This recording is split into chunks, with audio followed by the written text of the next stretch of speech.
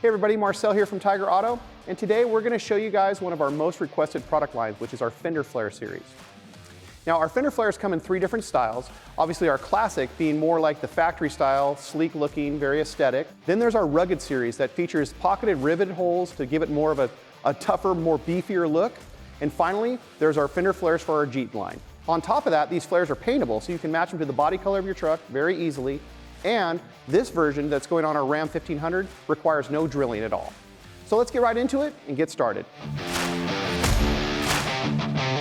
First, go over the installation manual for the parts list and read the important tips on installation and painting guide to make sure everything is accounted for.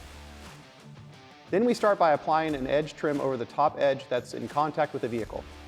Start with the trim against the inner side of the edge first and then wrap it over the front facing side just like this. Apply thumb pressure and get good adhesion. After that, we install the decorative rivets to the flares. Remember that these rivets are for flares only and are not meant to be fastened to the vehicle. Now let's prep the vehicle, starting with the front flares. You will need to first remove the factory mud flaps. We won't be installing the flaps back, so go ahead and store them aside. You'll need to hold onto the screws for the next steps.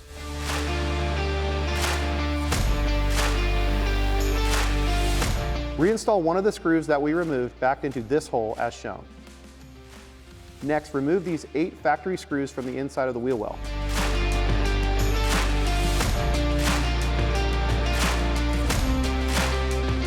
You should now have 9 available screws which we'll use to install the flares. Before we put the flares on, make sure the surface is properly cleaned off without any dirt or debris on the paint. Now take the front flare and start installing the 9 screws.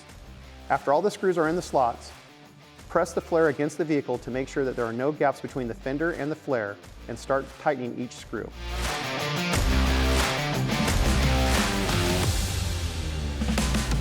Onto the rear flares, which involve a few steps.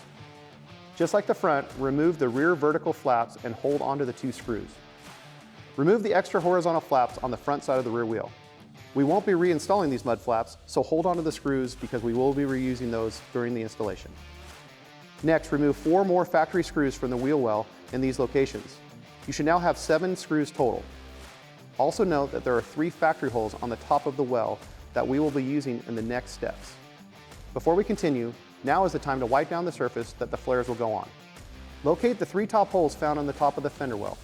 Then apply the Mylar tabs followed by the U-clips over the tabs to make sure that the hole is lined up with the factory hole.